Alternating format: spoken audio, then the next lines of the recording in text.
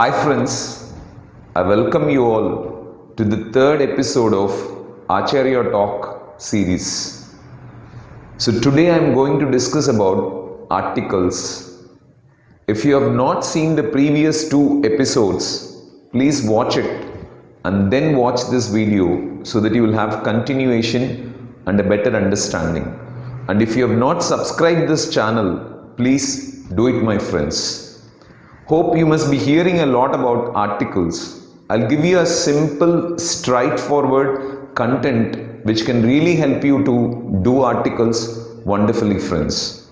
Whenever you create a sentence, you use articles in the object place before nouns. Is it clear, friends? So, you use articles in objects before nouns. So they are adjectives really. This is the first point you need to understand. Articles a, an and the are nothing but adjectives. The words which describe a noun, but because of its prominence, more importance in English, we have created a separate unit called articles. But the reason behind creating a and an is we have a problem in using one.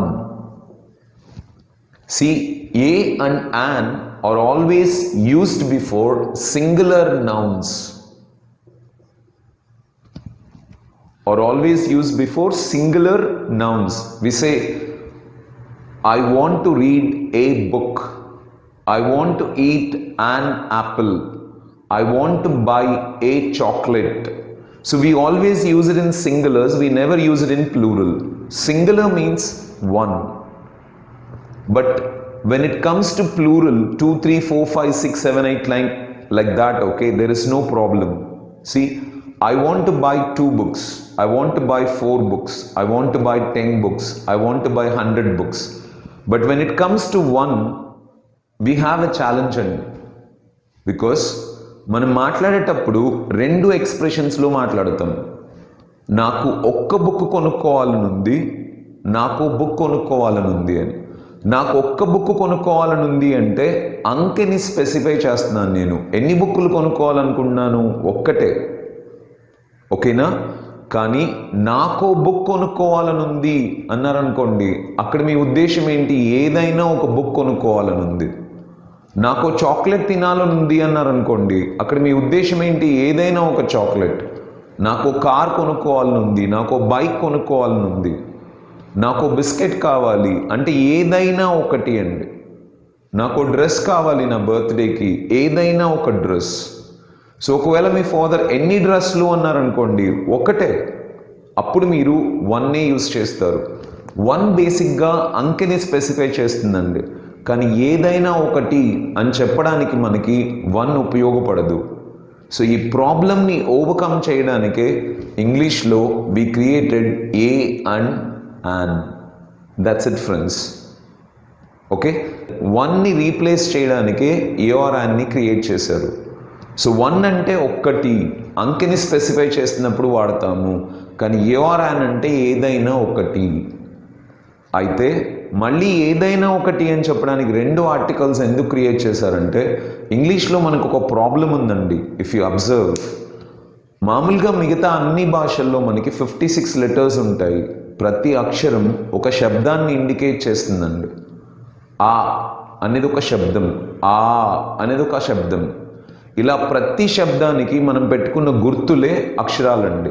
ఆ అనే శబ్దానికి మనం ఒక గుర్తు పెట్టుకున్నాం, ఆ అనే శబ్దానికి ఇంకొక గుర్తు పెట్టుకున్నాం. Is it clear? తెలుగులో మీకు 56 లెటర్స్ ఉంటాయి, వాడుకలో ఉన్న శబ్దాలు మాత్రం 46 ఉంటాయి. మనకి మిగతా అన్ని భాషల్లో కూడా అలాగనే 56 లెటర్స్ ఉంటాయి, 46 సౌండ్స్ ఉంటాయి. కానీ ఇంగ్లీష్కి వచ్చేటప్పటికి 26 లెటర్సే ఉంటాయి.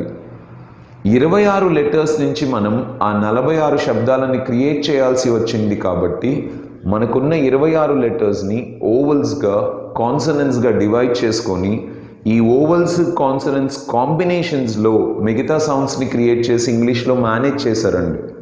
అందుకే ఓవల్ సౌండ్స్ కోసం మనం యాన్ యూస్ చేస్తాం. ఓవల్ సౌండ్స్ కోసం గుర్తుపెట్టుకోండి, ఓవల్ సౌండ్స్ అంటే AEIOU శబ్దాలు వచ్చినప్పుడు మాత్రమే యాన్ యూస్ చేస్తాం. కాన్సనెంట్ సౌండ్స్ కోసం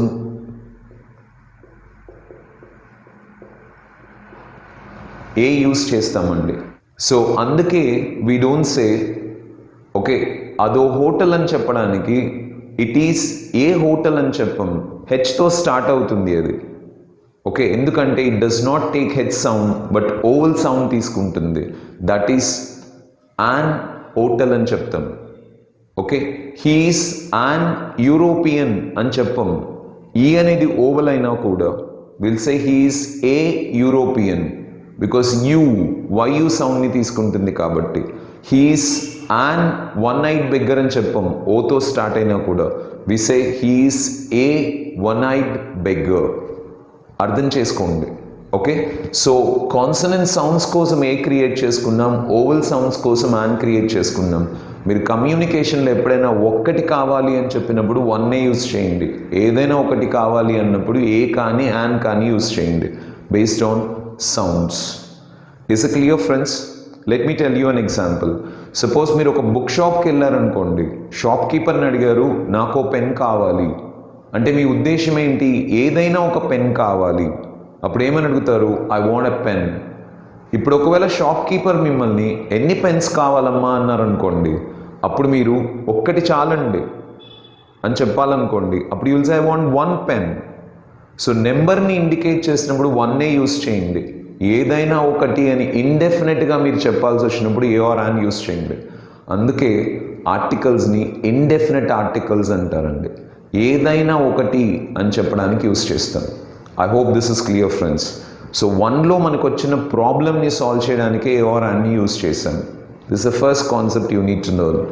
నెక్స్ట్, ద అనేది ఎందుకు క్రియేట్ చేశారు అంటే, ఓకే నార్మల్గా పర్టికులర్గా మాట్లాడడానికండి. ద అనేది ఎందుకు క్రియేట్ చేశారు అంటే పర్టికులర్గా మాట్లాడటానికి. అయితే పర్టికులర్గా మాట్లాడటానికి మనకు ఆల్రెడీ ఇంగ్లీష్లో దిస్, దట్, దీస్, దోస్ అనే 4 వర్డ్స్ ఉంటాయండి. See, this is a marker, that is a switch board, these are chairs, those are boys. So పర్టికులర్గా మనం వేలెత్తి చూపించడానికే దిస్, దట్, దీస్, దోస్ ఉంటుందండి. Understand this. కానీ దీనికి కూడా ఒక లిమిటేషన్ ఉంటుంది. ఎప్పుడు యూస్ చేయగలం మనం దిస్, దట్, దీస్, దోస్ అంటే మన కళ్ళకి కనిపించేటప్పుడు మాత్రమే యూస్ చేయగలం. కానీ మన కళ్ళకి కనిపించని వాటిని పర్టికులర్గా చెప్పాలి అంటే అప్పుడు మనం యూస్ చేయలేమండి. సపోజ్ నేను తాజ్మహల్ గురించి మాట్లాడాలి, so this, that, these, those అని నేను వాడలేను కదండి. సో అక్కడ ఉన్నాను అనుకోండి, నేను నా కళ్ళకి కనిపిస్తుంది అనుకోండి, I can say this is Taj Mahal. కాస్త దూరంగా ఉంటే I can say that is Taj Mahal. కానీ ఇక్కడ ఉండి ఆగ్రాలో ఉన్న తాజ్మహల్ గురించి నేను చెప్పాలి అంటే దిస్, దట్ వాడలేను. That is the limitation. దానికోసం దాన్ని క్రియేట్ చేశారండి, పర్టికులర్గా మాట్లాడడానికి. అయితే ఒక ఆబ్జెక్ట్ పర్టికులర్ ఎప్పుడు అవుతుంది అంటే ఎదుటి వ్యక్తికి ఆల్రెడీ తెలిసి ఉన్నప్పుడు అండి. సింపుల్, నేను చెప్పే స్టేట్మెంట్ని జాగ్రత్తగా అర్థం చేసుకోండి. ఒక ఆబ్జెక్ట్ పర్టికులర్ ఎలా అవుతుందంటే ఎదుటి వ్యక్తికి ఆల్రెడీ తెలిసి ఉన్నప్పుడు. సి, ఇప్పుడు నేను మీకు చెప్పాను అనుకోండి, the girl is really beautiful అని, మీరు వెంటనే అడిగే క్వశ్చన్ ఏంటంటే ఏ అమ్మాయి సార్ అంటారు. అర్థమవుతుందా? నేను నిన్న వెళ్ళేటప్పుడు మా పక్క వీధిలో ఒక అమ్మాయిని చూశాను, ఆ అమ్మాయి పేరు రాధిక, ఎంత అందంగా ఉందో తెలుసా అని చెప్పిన తర్వాత the girl is really beautiful అన్నాను అనుకోండి, మీకు అర్థమవుతుందండి. ఎందుకంటే ఆల్రెడీ మీకు తెలుసు కదా రాధిక గురించి మాట్లాడుతున్నాను అని. సో ఎదుటి వ్యక్తికి ఆల్రెడీ తెలిసినప్పుడు మనం పర్టికులర్ యూస్ చేయొచ్చండి. The shirt is really costly అన్నాను అనుకోండి, మీకు అర్థం కాదు. ఎందుకు? ఏ షర్ట్ సార్ అనే ఎక్స్ప్రెషన్ని తీసుకొస్తారు. సపోజ్ మనం అందరం షాపింగ్కి వెళ్ళాం, అక్కడ ఒక షర్ట్ చూసాం, చాలా బాగా నచ్చింది. ఆ షర్ట్ ఎంత అంటే 5,000 అన్నాడు. 5,000 అని వచ్చేసాం అనమాట. బయటకు వచ్చిన తర్వాత నేను చెప్పాను the shirt is really costly no అని. ఇప్పుడు మీకు అర్థమవుతుందండి, ఓ ఆ షర్టా, విజే ద మూవీ ఈజ్ ఫెంటాస్టిక్ అన్నాను అనుకోండి, మీకు అర్థం కాదండి ఏ మూవీ అనేది నేను చెప్పలేదు కాబట్టి. కానీ తారే జమీన్ పర్ అనే మూవీ చూసాను నిన్న, ఇట్స్ రియలీ గుడ్, ప్రతి ఒక్కరూ చూడాలి దాన్ని అని చెప్పిన తర్వాత the movie is really awesome అన్నాను అనుకోండి, మీకు అర్థమవుతుందండి. ఎదుటి వ్యక్తికి ఆల్రెడీ తెలిసి ఉన్న దాని గురించి మనం మాట్లాడినప్పుడు we are talking it in particular my friends. So దాన్ని మీరు యూస్ చేయాలంటే మీరు దేని గురించి అయితే మాట్లాడుతున్నారో అది ఎదుటి వ్యక్తికి ఆల్రెడీ తెలిసి ఉండాలి. అందుకే మీకు రూల్స్ ఇచ్చేటప్పుడు మౌంటైన్స్ ముందర, రివర్స్ ముందర, ఓషన్స్ ముందర, హోలీ బుక్స్ ముందర, న్యూస్ పేపర్స్ ముందర, ఓకే మ్యూజికల్ ఇన్స్ట్రుమెంట్స్ ముందర దాన్ని ఎందుకు యూస్ చేయమన్నారు అంటే ఇవన్నీ అందరికీ తెలుసండి. దీన్ని చాలా సింపుల్గా చెప్పాలంటే we use to say the Hindu because అందరికీ తెలుసు కాబట్టి, but we did not say the Deccan Chronicle because it was not popular across the country or the world. So particularity ఎలా క్రియేట్ అవుతుందంటే ఎదుటి వ్యక్తికి ఆల్రెడీ తెలిసి ఉన్నప్పుడు అండి. సో ఎదుటి వ్యక్తికి ఆల్రెడీ తెలిసి ఉన్న దాన్ని మీరు పర్టికులర్గా చెప్పాల్సి వచ్చినప్పుడు ద యూస్ చేస్తారు. అది కూడా ఎప్పుడు మీ కళ్ళ ముందర కనిపించినప్పుడు. ఒకవేళ కళ్ళ ముందర కనిపిస్తుంది అనుకోండి we say this, that, these, those అండి. పెన్నా రివర్ దగ్గర ఉంటే మనం we'll say this is Penna river, దూరంగా ఉంటే దట్ ఈస్ పెన్నా రివర్. కానీ ఇక్కడ నిలబడుకొని అక్కడున్న పెన్నా రివర్ గురించి నేను చెప్పాలి అంటే ద పెన్నా రివర్ అంటాను. అంటే మీకు తెలిసిన పెన్నా రివర్ గురించే మాట్లాడుతున్నాను అనేది నా ఉద్దేశం అండి. ఈ రెండు మీకు క్లియర్గా అర్థం అవడానికి ఒక ఇన్సిడెంట్ చెప్తానండి, గుర్తుపెట్టుకోవడానికి కూడా ఉపయోగపడుతుంది. సపోజ్ నేను మా ఇన్స్టిట్యూట్ నుంచి ఇంటికి వెళ్తున్నానండి. దారిలో భయంకరమైన వర్షం పడింది. సో బాగా తడిచిపోయాను. ఇంకా మా ఇంటికి వెళ్ళాలంటే చాలా దూరం ఉంది. సో ఐ ఫెల్ట్ ఓకే, ఇంటికి వెళ్ళడం కంటే ఇక్కడే దగ్గరలో ఎవరో ఒకరి ఇంటికి వెళ్ళి వెయిట్ చేసి తర్వాత వెళ్తే బెటర్ అనిపించింది. సో ఇమ్మీడియట్లీ అక్కడ నాకు ఒక స్టూడెంట్ ఉంటే వాళ్ళ ఇంట్లోకి వెళ్ళానండి. అక్కడికి వెళ్ళిన తర్వాత మా స్టూడెంట్ చూసి సార్ బాగా తడిచిపోయారు, రండి సార్ కూర్చోండి అన్నాడు. ఓకే, వెళ్ళి కూర్చున్న తర్వాత ఐ ఆస్క్డ్ హిమ్ ఓకే నాకు టవాల్ ఇస్తావా, తల తుడుచుకోవాలి. సో ఇప్పుడు ఏమని అడుగుతానండి, ఐ వాంట్ ఏ టవాల్ అంటే నా ఉద్దేశం ఏంటి, ఏదైనా ఒక టవాల్. సో ఇప్పుడు నా స్టూడెంట్ అన్నాడు సార్ 2 టవాల్స్ ఇచ్చేదా, ఒకటి తుడుచుకోవడానికి ఒకటి కట్టుకోవడానికి అన్నారు అనుకోండి. ఇప్పుడు సార్ వద్దొద్దు, ఒక్క టవాల్ చాలు, తుడుచుకోవడానికి ఒక్కటే. ఐ వాంట్ 1 టవాల్, ఒక్క టవాల్ చాలు అన్నప్పుడు నేను 1 యూస్ చేస్తానండి. నాకు టవాల్ ఇవ్వు అన్నప్పుడు ఏదైనా ఒక టవాల్ అనేది నా ఉద్దేశం అండి. అప్పుడు I use I want a towel. So towel ఇచ్చాడు, తుడుచుకున్నాను. నా షర్ట్ అంతా తడిచిపోయిందండి. సో ఐ ఫెల్ట్ నా షర్ట్ని రీప్లేస్ చేసుకుంటే బాగుంటుంది అనిపించింది. వెంటనే తను అడిగాను నాకు షర్ట్ కావాలి అని. ఇప్పుడు ఏమని చెప్తాను నేను, ఐ వాంట్ ఏ షర్ట్ అంటే నా ఉద్దేశం ఏంటండి, మీ దగ్గర ఉన్న షర్ట్స్లో ఏదైనా ఒక షర్ట్ ఇవ్వు అని అడగడం అండి. ఇప్పుడు తను సరే సార్ అని చెప్పేసేసి ఈ సెడ్ ఓకే సార్ 2 షర్ట్స్ ఇచ్చేదా, ఒకదాని మీద ఒకటి వేసుకోండి చలి పెట్టకుండా ఉంటుంది అని. ఓకే సార్ వద్దొద్దు, ఒక్కటి చాలు. సో ఇప్పుడు ఏమని చెప్తానంటే ఐ వాంట్ 1 షర్ట్. అర్థమవుతుంది అనుకుంటా మీకు ఏ అని ఎలా వాడుతున్నారు, 1 ఎలా వాడుతున్నారు. Is a clear friends. So కాసేపు అయింది, షర్ట్ మార్చుకున్నాను, తల తుడుచుకున్నాను, ఇంకా వర్షం పడుతూనే ఉంది. ఐ ఫెల్ట్ ఓకే కొంచెం టైంని పాస్ చేయడానికి ఒక బుక్ చదివితే బాగుంటుంది అనిపించింది. సో వెంటనే ఆస్ట్ నాకు బుక్ ఇస్తావా, చదువుకుంటా ఉంటాను, టైం పాస్ అవుతుంది. ఇప్పుడు ఏమని అడుగుతానండి, ఐ వాంట్ ఏ బుక్ అంటే ఏదైనా ఒక బుక్. ఇప్పుడు తను అడిగాడు అనుకోండి సార్ మా ఇంట్లో చాలా బుక్స్ ఉన్నాయి, ఓకే ఓ 4 బుక్స్ ఇచ్చేదా మీకు, చదువుకోవచ్చు అని చెప్పేసేసి. ఐ సార్ వద్దొద్దు, ఒక్క బుక్ చాలు, అది చదవడమే కష్టం ఇప్పుడు. Okay I want 1 book. డిఫరెన్స్ని అబ్జర్వ్ చేయండి, ఏ అని ఎలా వాడుతున్నారు, 1 ఎలా వాడుతున్నారు. It's a clear friends.